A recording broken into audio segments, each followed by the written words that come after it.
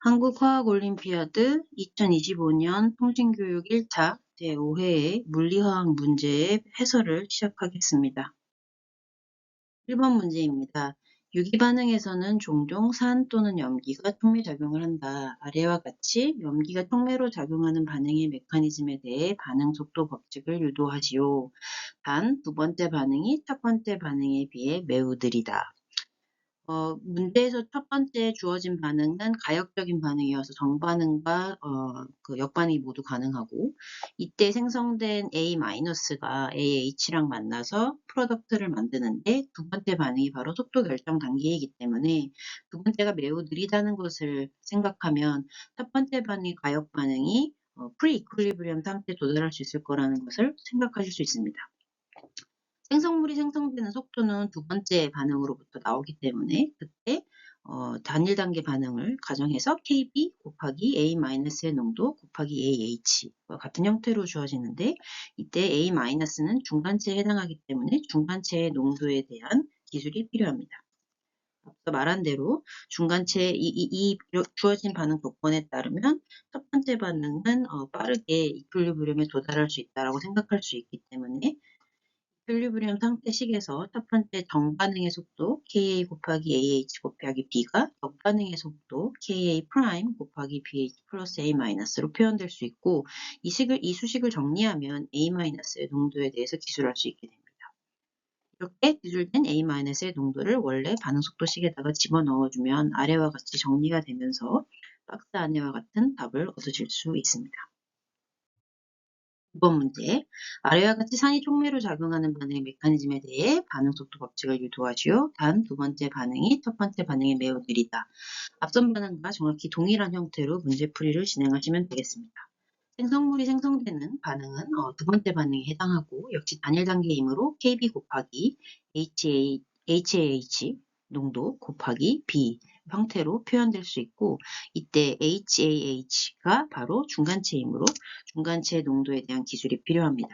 마찬가지로 첫 번째 반응이 훨씬 더 빠르고 프리이퀄리브리엄에 도달할 수 있다는 상태임을 이용하여서 첫 번째 반응의 정반응의 속도와 역반응의 속도가 동일하다라는 수식을 세우시면 되고, 그러면 중간체의 농도에 대한 기술을 알고 있는 물질, 리액턴트에 대해서 기술하실 수 있고, 이것을 다시 원래의 반응 속도 식에다가 집어넣으면 아래와 같이 정리가 되고, 그렇게 되면 박스 안에와 같은 답을 얻으실 수 있습니다.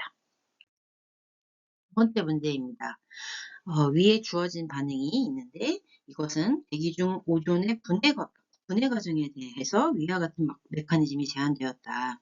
마지막 스텝이 속도 결정 단계일 때 오존의 분해 반응은 오존의 농도와 산소의 농도에 대해 각각 몇 차 반응인가.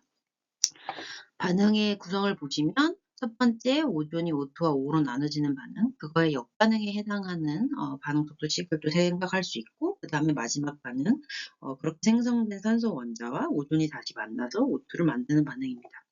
위 두 반응은 정반응과 역반응의 관계이기 때문에 이 1번 반응식과 세 번째 반응식을 더하면 이 중간체 O가 지워지면서 오존 2개가 반응해서 O2 3개가 나오는 반응으로 정리된다는 걸 확인하실 수 있고, 그래서 이 전체 반응의 중간체는 산소 원자인 것을 확인할 수 있습니다.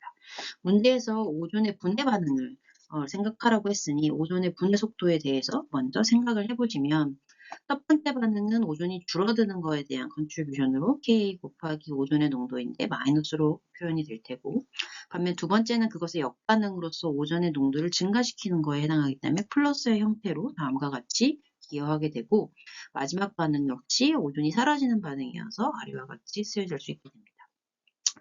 앞서 말씀드린 것처럼 이렇게 반응 속도식을 썼을 때 오존이나 O2는 우리가 알 수 있는 농도에 해당한다면 중간체의 농도는 알지 못하는데, 중간체가 바로 산소 원자이기 때문에 중간체에 대해서 정류 상태 근사를 해보도록 하겠습니다.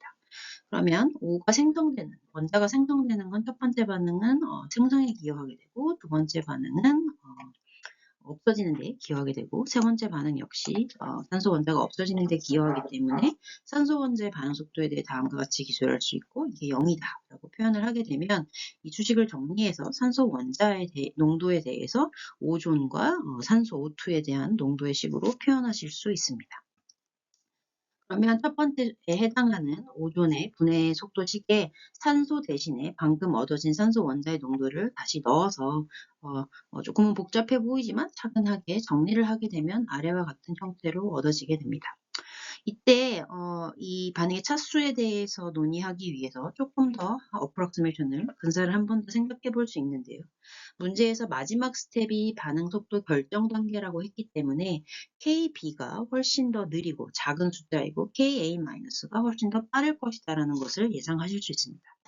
이를 통해서 분모의 경우에 KB의 기여분을 만약에 무시할 수 있다라고 근사하게 되면 다음과 같은 최종의 수식이 얻어지게 되고, 보시다시피 오존의 분해 반응 속도는 오존의 농도에 대해서는 2차, O2의 농도에 대해서는 마이너스 1차에 해당한다라는 것을 확인하실 수 있습니다. 3번 문제입니다. 수소는 화석 연료를 대체할 미래의 에너지원 중 하나이다. 수소기체를 저장하는 방법의 하나로 수소기체를 금속에 흡수시키는 방법이 있다. 아래 왼쪽의 그림에서 보이듯 수소기체의 무게중심과 금속 표면 간의 거리 Z가 가까워지면서 H2 원자 간의 거리 D가 멀어지며 수소기체는 수소 원자의 형태로 금속 표면에 흡착되어 수소가 흡착된 원자에 대해서 우리가 H하고 add죠. 그래서 AD라고 표현하게 된다. 이렇게 흡착된 수소 원자는 차후 다시 탈착되어서 수소 기체가 되거나, 즉 역반응이 다시 진행이 되거나, 또는 일부는 금속 내부로 흡수되어 흡수된 수소를 괄호 열고 absorbed라고 해서 HAB라고 표현된다라고 기술하고 있습니다. 아래 왼쪽 그림은 수소기체 흡착 과정의 Z, 즉 문제에서 얘기한 것처럼 수소의 수소기체의 무게중심과 금속 표면과의 거리 Z에 대해서 Z와 또 H 원자 간의 거리 D에 대한 포텐셜 에너지의 변화를 등고선으로 보여준다. 분자의 0점 진동 에너지는 무시한다. 1번 아래 1번에서 3번에 해당하는 상황에 대해서 가장 가까운 값을 박스 안에 있는 A에서 G까지의 값 중에 고르시오입니다. 첫 번째 물어보고 있는 건 기체상에서 H2 분자 내에, 수소 분자 내에 HH 원자 간의 거리는 얼마인가? 그러면 등고선 상에서 아직 금속의 근처에 가지 않고 금속으로부터 멀리 떨어져 있을 때 수소 원자 간의 거리를 생각하면 되겠죠. 수소 원자 간의 거리를 D라고 표현을 했고, 금속으로부터 아주 멀리일 때이니까 Z값이 무한대로 올라갔을 때에 에너지가 가장 낮은 안정한 상태, 즉 에너지 제로에 대해서 그때 해당하는 D값을 아래 그림에서 읽어주시면 되겠습니다. 그래서 이렇게 값을 읽어보면 지금 여기 0.1보다 아래쪽에 해당하는 값을 찾으셔야 되고, 그 박스 안에서 주어진 값 중에서는 한 0.5니까요. 0.07, 즉 B에 해당하는 값이다라는 걸 골라내실 수 있습니다. 두 번째, 금속 원자 M 간의 거리는 얼마인가? 이제 그림에서 보면 수소가 금속에 가까이 H, 가장 안정하게 붙었을 때 여기 D 사이의 거리를 보면 금속 원자 간의 거리랑 거의 유사하다라고 그림에서 이제 볼 수 있고, 그렇게 추론된 값을 통해서 수소 원자가 금속에 가장 가깝게 붙어 있을 때의 거리 D를 구하시면 되겠습니다. 그럼 등고선에 이제 값을 좀 자세히 살펴보셔야 되는데요. 수소가 붙기 전에 저 멀리 있을 때, 금속으로부터 멀리 있을 때 에너지가 0이었다면 점점 더 가까워져, Z값이 점점점 가까워지면서 에너지가 가장 낮아지는 상태를 따라가 보면 보시다시피 마이너스 20, 마이너스 40 내려가서 이게 마이너스 60, 80, 100 여기에 해당하는 게 가장 에너지가 낮은 상태라는 걸 보실 수 있죠. 이렇게 수소 원자가 금속에 딱 붙었을 때 그때 수소 원자 간의 거리 D가 바로 금속 원자 간의 거리에 해당한다라고 근사할 수 있으므로 그 값을 아래서 읽어주시면 되고, 그렇게 되면 한 뭐 0.2와 0.25 사이의 값에 해당하는 F를 구하실 수 있습니다. 3번 흡착된 수소 원자와 금속 표면 간의 거리. 이렇게 에너지가 가장 낮은 상태까지 갔을 때 이제 수소 원자와 금속의 원자 간의 거리 H를 읽으면 되니까 이 가장 에너지가 낮은 상태에서의 G값, 이 값을 읽어주면 되겠고, 이게 0.0과 0.05 사이에 해당하는 값이니까 박스에서 주어진 값 중 0.03, 유닛이 나노미터인 거 유의하셔서 값을 구해주시면 되겠습니다. 두 번째 문제입니다. 아래 1에서 2에 해당하는 경우에 대해서 가장 가까운 값을 역시 박스에서 주어진 에너지 값 중에 골라라. 1번 H2 가스가 2H 가스, 원자로 분해되는 반응에 필요한 에너지. 이때는 지금 금속에 흡착되는 것이 아니라 보시면 가스 상태에서 가스 상태, 즉 그냥 수소 분자가 원자로 그냥 쪼개질 때 얼마만큼 에너지가 필요한가 이므로 금속과는 상관하지 않는 멀리 있는 상태, Z가 아주 멀리 있는 상태를 기준으로 보셔야 될 거고, 이때 가장 낮은 에너지 0이고 H 사이의 거리가 멀어진다는 건 D 이축을 따라서 굉장히 멀리 간다인 거니까 등고선의 에너지를 읽어보면 이게 20이고 100이고 200, 300, 400 적어도 400 이상이 될 거다라는 것을 아실 수 있고, 주어진 박스 값에서 가장 큰 에너지 값인 H 400kJ/몰보다 커질 거다라는 것을 고르실 수 있습니다. 두 번째, H2 가스가 이번에는 가스가 아니라 흡착을 해서 표면 위에 붙어서, 금속 표면 위에 붙어서 그때 방출되는 에너지를 구해보자. 마찬가지로 출발은 H2 가스에서 출발을 하시면 되고, 이게 흡착되어서 안정화될 때까지 에너지가 해당하니까 0에서 출발해서 바로 여기까지 갈 때, 제일 안정해질 때까지의 에너지 변화량을 구하시면 되고, 등고선의 값을 읽어보면 저희가 마이너스 60, 80, 마이너스 100이니까 마이너스 100 이하에 해당할 거다. 즉 100 이상의 에너지가 방출될 것이다 라는 것을 예상하실 수 있고, D라는 값을 구하실 수 있습니다. 3번 문제입니다. 주어진 보내졌던 통신 문제랑 달리 그림은 지금 현재 아래쪽에 있습니다. 아래쪽에서 보듯이 흡착, 탈착, 흡수 반응 속도가 각각 R1, R2, R3이고 각각의 반응 속도 상수는 K1, K2, K3 그리고 H2의 압력에 대해서 우리가 pH2라고 부를 거고, 금속 표면에 수소 원자들이 차지하는 분율, 농도가 아니라 분율을 세타로 표현이 된다. 흡착과 탈착의 속도는 흡수에 비해서 매우 빠르고, 즉 R1과 R2가 R3에 비해서 매우 빠르고, 이때 금속 표면에 차지하고 있는 수소 원자의 분율은 일정하다. 그리고 그때 R3는 다음과 같이 표현이 된다. 이 수식에서 나와지는 C를 K1과 K2에 대해서 표현하시오라는 문제입니다. 보시면 수소기체가 금속에 와서 흡착되는 반응이 아래 흡수 반응보다 빠르게, 즉 이퀄리브리엄 같은 상태처럼, 이퀄리브리엄은 아니겠지만 빠르게 정반응과 역반응이 진행이 되고 있고, 그렇게 흡착된 것 중 일부가 흡수됐는데 이 반응이 더 느린 반응이다 라고 문제에서 주어졌습니다.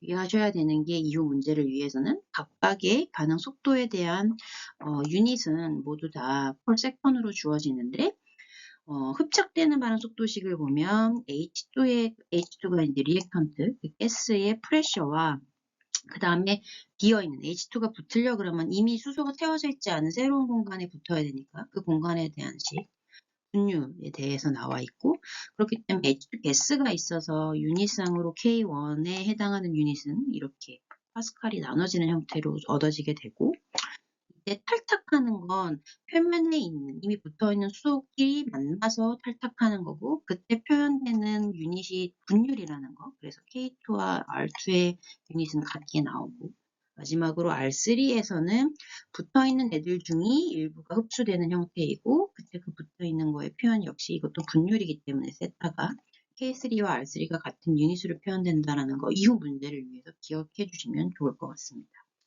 자, 이 3번에 해당하는 문제를 풀어보자면 문제에서 그 R3는 이렇게 K3 곱하기 세타로 표현이 되고 이때 세타는 수소가 흡적되어 있는 사이트의 비율을 의미하는데 문제에서 얘기하길 앞에서 문제에서 얘기를 하길 여기 세타는 일정하다라고 표현을 했습니다.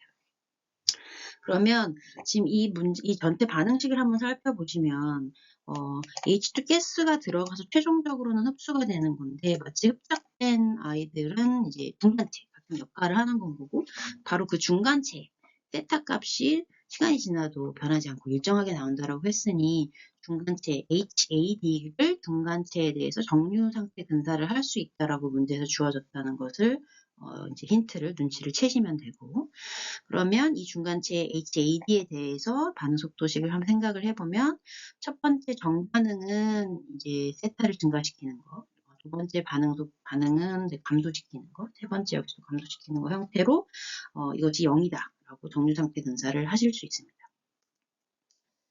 이때 우리가 R1은 그러면 예수식으로부터 R2 더하기 R3다라는 걸 알 수 있는데 문제에서 얘기하길 R3가 훨씬 더 느리다라고 이미 얘기를 해줬기 때문에 다시 한번 분사를 해서 R1과 R2가 같다. 즉 이퀄리브리엄 같은 상태다라는 것을 앞선 문제들과 거의 같은 맥락에서 이해하실 수가 있고 이 수식을 활용하면 K1에 대한 수식, K2에 대한 죄송합니다. R1에 대한 수식과 R2에 대한 수식이 동일하다라는 수식을 세우실 수 있고 세타에 대해서 정리하실 수 있습니다. 세타 곱하기 K3가 R3 위에 같이 얻어지는 것이기 때문에 이 두 수식이 같다라는 걸 놓고 보면 바로 C에 해당하는 부분이 이 부분이다라는 것을 확인하실 수 있고 이를 통해서 C는 바로 박스함과 같이 K1 나누기 K2 형태로 얻어진다는 답을 얻으실 수 있습니다. 네 번째 문제입니다. 표면적이 1 곱하기 10의 마이너스 3승 미터 제곱 그리고 이걸 S라고 부르겠습니다. 이런 표면적을 갖는 금속 샘플을 H2 가스가 압력이 1 곱하기 10의 2승 파스칼로 들어있는 용기에 집어넣었다. 그리고 이때 용기의 부피가 1리터이다. 표면에 수소 원자가 흡착된 사이트의 밀도가 지금 보면 개수 퍼 미터 스퀘어로 나와 있습니다. 그러니까 1미터 스퀘어당 1.3 곱하기 10의 8승계의 수소 원자가 흡착되어 있다. AD에 해당합니다. 이걸 정보를 주었고 온도가 400켈빈일 때 흡착 반응이 진행됨에 따라서 수소기체 압력이 pH2가 4 곱하기 10의 마이너스 4승 파스칼 퍼 세커의 일정한 속도로 감소했다. 즉 1초당 수소기체가 4 곱하기 10의 마이너스 4승 파스칼이 사라지고 있다. 그러면 앞서서 얘기했던 게 수소기체가 흡착이 되고 흡착된 것 중 일부가 흡수되기 때문에 이것이 결국에는 흡수가 돼서 기체상에 있는 H2의 수가 점점 감소한다는 상황을 이해하실 수가 있습니다. 수소기체는 이상기체이고 금속 샘플의 부피는 무시할 수 있다. 금속 표면에서 단위 면적당 단위 시간 동안 흡수된 흡착과 흡수를 잘 구분해 주세요. 단위 면적당 단위 시간당 동안 흡수된 H 원자의 양 A를 계산하시오. A 유닛을 잘 살펴보시면 수소 원자가 몰수만큼 흡수되고 있는데 그게 초당 얼마나 흡수되는가 또 면적 1 미터 스퀘어 미터당 얼마나 빠르게 흡수되고 있는가를 A라고 정의하고 있습니다. 단위 면적당 단위 시간당 흡수되는 원자의 몰수. 지금 여기다가 면적을 곱해주면 면적이 곱해졌기 때문에 단위 시간당 흡수하는 수소 원자의 몰수가 될 거고 이 수소 원자가 최종적으로 어디서 오냐면 기체로부터 오게 되는 거죠. 흡착된 양이 일정하니까 기체 상태가 사라지는 게 흡수된 양이다라는 것을 생각하실 수 있고 그럼 사라지는 H2 분자의 몰수 곱하기 2를 하면 원자의 몰수가 돼 흡수되는 원자의 몰수가 될 테니까 단위 시간당 줄어드는 압력을 V 곱하기 V 오버 RT를 해주면 몰수로 바꿔지게 되고 그 몰수에 곱하기 2를 함으로써 결국 값을 A 곱하기 S 값이랑 동일하다라는 등지식을 얻으실 수 있고 이를 정리하면 A는 2 곱하기 H2 압력의 감소 속도 V 곱하기 용기의 부피 나누기 금속의 면적 그 다음에 RT를 해주면 된다는 걸 아실 수 있습니다. 주어진 값들을 다 집어넣으면 다음과 같은 답을 얻으실 수 있고 박스 안에 있는 것이 정답에 해당하게 됩니다. 5번 문제. 400켈빈의 온도에서 문제 4번에서 주어진 문제 3번에서 주어진 C값이 10의 2승 퍼파스칼이다. 그러면 이렇게 C값이 주어졌을 때 K3를 구해라. 와 같은 문제입니다. 그러면 우리가 기억해야 되는 게 지금 주어진 K3와 C값이 관계식이 어디서 나왔었냐면 R3, 즉 흡착된 수소 원자가 흡수되는 반응 속도식에서 K3에 대해서 우리가 얘기를 했었고, 이때 R3에서 이제 세타에 해당하는 게 이렇게 C의 수식으로 나온다라는 걸 주어진 조건을 기억을 하시고 K3를 구해보겠습니다. R3를 다시 생각해보면 이거는 흡착된 원자가 흡수되는 속도로 위에서 주어진 수식에서 보시면 금속 표면에 이렇게 세타, 즉 흡착된 원자들이 차지하는 분율로 표현된다라는 것을 기억을 해주셔야 합니다. 그래서 4번 문항에서 우리가 A를 구했는데 A의 의미가 단위 면적당 흡수되는 원자의 속도로 이렇게 우리가 구했었고, 이걸 다시 전환해보면 이 A 곱하기 금속의 면적을 해주면, 즉 여기서 면적이 곱해지면서 이게 사라지면서 초당 흡수되는 원자의 몰수로 변환이 가능한데, 여기다가 이제 아보가드로 넘버를 다시 곱해주면 초당 흡수되는 원자의 숫자, 몰수를 개수로 바꿔줄 수가 있게 되고요. 이때 우리가 표면에 수소 원자가 흡착된 사이트의 밀도를 이전에 이제 문제에서 주어졌는데, 그게 미터 스퀘어당 1.3 곱하기 10의 18승계라고 얘기를 했기 때문에 이 값을 활용하면 S 곱하기 이걸 해주면 이제 흡착되어 있는 원자의 숫자가 되죠. 그럼 여기도 숫자고 위에 흡수되는 것도 숫자이기 때문에 이걸 분율로 바꿔주셔야 되는 거죠. 그래서 초당 흡수되는 수소 원자들의 분율로 표현을 해보면 이게 개수를 전체 위에 흡착되어 있는 수소의 개수로 나눠주면 그게 분율이 되고, 그것이 바로 R3에 해당하기 때문에 이 값을 문제에서 주어진 값을 집어넣어주면 되죠. 아보가드로 넘버수는 주어졌고 4번 문제에서 A 값을 구했고 이 사이트의 밀도도 문제에서 주어진 조건이기 때문에 집어넣으면 이게 R3라는 걸 아실 수 있고요. 위의 수식 R3가 다음과 같이 표현이 되기 때문에 우리가 K3를 구하기 위해서 이 수식을 다시 정리하면 되고, 문제에서 그 수소기체의 압력을 주어지고 C값도 주어졌기 때문에 이 값을 그냥 집어넣어서 K3 값을 구해내면 되겠습니다. 6번 문제입니다. 다른 온도 T에서 이번에는 C값이 이렇게 주어졌을 때 K3는 이렇게 주어졌다. 이 온도에서 흡수되는 속도 R3와 수소 기체의 압력 간의 그래프를 그린다면 아래 그래프 A에서 H 중에 어느 것에 해당하겠는가라고 문제에서 물어보고 있습니다.